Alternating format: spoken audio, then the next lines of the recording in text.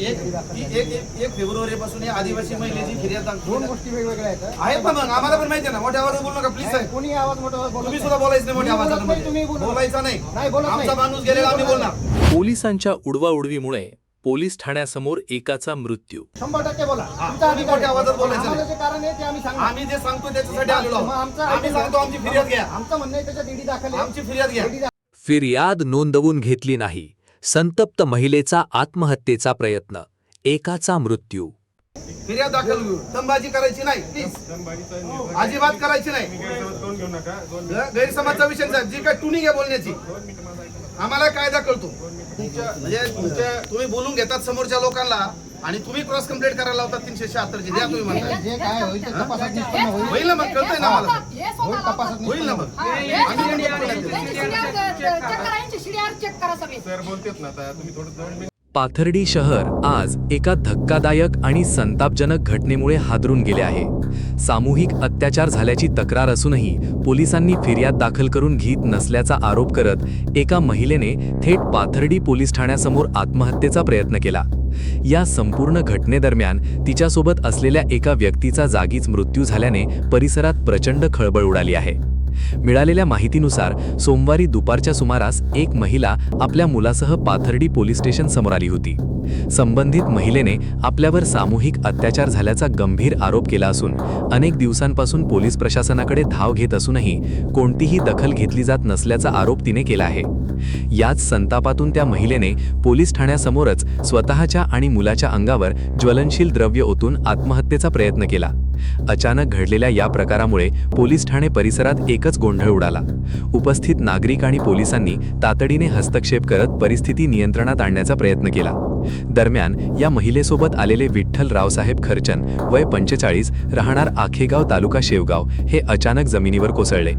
त्यांना तातडीने उपचारासाठी हलवण्यात आले, मात्र डॉक्टरांनी त्यांना मृत घोषित केले.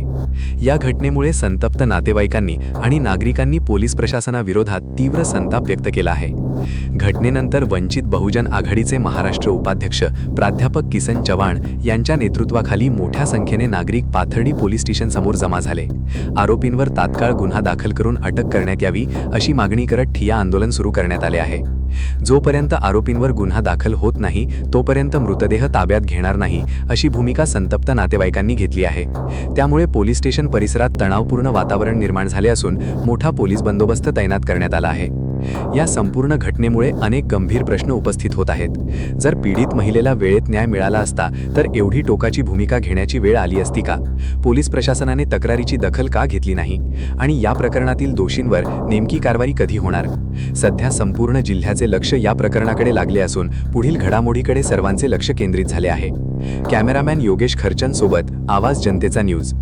गेल्या 1 फेब्रुवारीपासून याच पाथर्डी तालुक्यातील औरंगपूर या ठिकाणी जी आदिवासी महिला आहे तिच्यावरती जो अन्याय झाला, अत्याचार झाला, तिचं कुटुंब, तिचं घर उद्ध्वस्त केलं, त्या अनुषंगाने अनेकदा फिर्याद देण्यासाठी पोलीस स्टेशनला आल्या, DYSPंना भेटल्या, परंतु फिर्याद दाखल झाली नाही.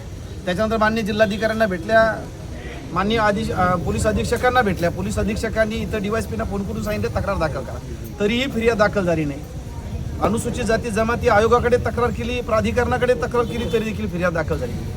गेली 3 महिन्यापासून त्या दारोदार फिरतात, पोलीस अधिकाऱ्यांना भेटतात, परंतु या आदिवासी महिलेची फिर्याद दाखल होत नाही. आणि म्हणून गेल्या 21 तारखेपासून माननीय जिल्हाधिकारी अहिल्यानगर यांच्या कार्यालयासमोर हे कुटुंब उपोषणाला बसलं होतं. आणि त्याच्यासोबत आमचा वंचित बहुजन आघाडीचा आखेगाव येथील विठ्ठल रावसाहेब खर्चन नावाचा तरुण कार्यकर्ता यांना सपोर्टेड म्हणून बसलेला होता. काल जिल्हाधिकाऱ्यांना संबंधित या महिलेला सांगितलं, पोलीस अधीक्षकांना सांगितलं की त्यांची फिर्याद दाखल करा.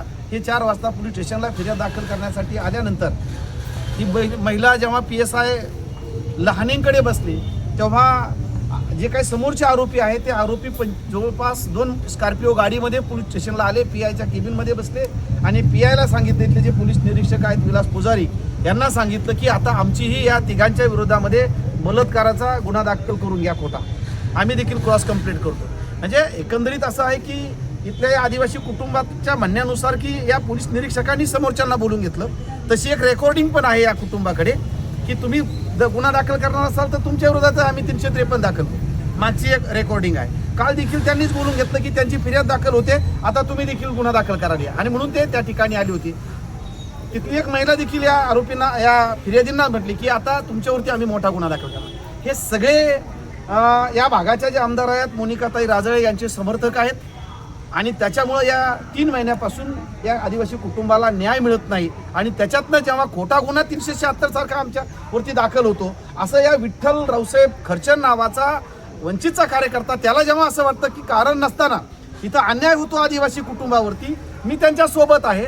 न्याय देण्याऐवजी पोलिसच जर अन्याय करणाऱ्या पोलीस स्टेशनला बोलून घेत असतील, मानासन्मान खुर्च्यावरती बसवत असतील आणि तुम्ही देखील 376 दाखल करा, आम्ही तुमची फिर्याद घेऊ, जेव्हा हे समजतं या विठ्ठल रावसाहेब खर्चन याला, तेव्हा त्याला चक्कर येते, भोवळ येते आणि तो तिथं जागेवरती कोसळतो. तो कोसळल्यानंतर पोलीस त्याला जिल्हा रुग्णालयामध्ये घेऊन जातात आणि डॉक्टरकडे नेल्यानंतर डॉक्टर त्याला मृत घोषित करतात. जर या पोलीस निरीक्षकांनी समोरच्यांना बोलून घेतलं नसतं, जर तुमच्यावरती देखील आम्ही 376 दाखल करतो अशा पद्धतीचा जर धाक दाखवला नसता तर विठ्ठल खर्चन आज जिवंत राहिला असता. खरं म्हणजे पोलिसांनी त्या बाईची फिर्याद घेणं गरजेचं होतं. तिची फिर्याद देण्याऐवजी कुठल्या तरी आमदाराच्या सालगाड्यासारखं, नोकरासारखं हे अधिकारी इथं वागतात. तिला न्याय देण्याऐवजी तुमच्यावरती आता 376 दाखल करतो. या धक्क्यातून विठ्ठल रावसाहेब खर्चन याचा दुर्दैवी असा मृत्यू झालेला आहे. त्याच्या मृत्यूला पाथर्डी पोलीस स्टेशनचे पोलीस निरीक्षक, तिथले PSI, तिथले अधिकारी, संबंधित आरोपी समोरचे, हे सगळे अधिकारी जबाबदार आहेत आणि म्हणून या पोलीस अधिकाऱ्यांवरती, त्या आरोपींवरती काल जे कोणी कार्यालयामध्ये आलेले आहेत CCTV फुटेजमध्ये, त्यांच्यावरती सदोष मनुष्यवधाचा गुन्हा दाखल करा. आत्ताच आम्ही वंचित बहुजन आघाडीचे राष्ट्रीय नेते आदरणीय बाळासाहेब आंबेडकरांची चर्चा केलेली आहे आणि आम्ही आता ही भूमिका घेतलेली आहे की आमची फिर्याद, तिथं जे 3 जण होते, ती बाई होती, तिचा मुलगा होता आणि हा विठ्ठल जो मयत झालेला, तो मयतच झालेला, त्या मुलाची फिर्याद दाखल करून घ्या. जोपर्यंत फिर्याद दाखल होणार नाही, पोलीस अधिकाऱ्यांवरती सदोष मनुष्यवधाचा गुन्हा दाखल होणार नाही, आलेले केबिनमध्ये जे आरोपी आहेत त्या औरंगपूरचे, त्यांच्यावरती गुन्हा दाखल होणार नाही, तोपर्यंत मयत विठ्ठल रावसाहेब खर्चन यांची डेड बॉडी आम्ही घेणार नाही, त्यांचा अंत्यविधी देखील आम्ही करणार नाही. कारण या तालुक्यामध्ये या पोलिसांवरती वचक कुणाला राहिलेलं नाही. गोरगरिबांना जेवढं दाबायचं तेवढं दाबायचं, त्याचा हा काल इथल्या पोलीस प्रशासनानं घेतलेला बळी आहे आणि त्याला न्याय देण्यासाठी आता आम्ही करायचं आहे लाईव्ह कार्यक्रम किंवा आहे कसले आंदोलन, जनसामान्यपर्यंत पोहोचेल आपला हक्काचा आवाज जनतेचा. बातमी व जाहिरातीसाठी संपर्क करा स्क्रीनवर दिलेल्या नंबरवर.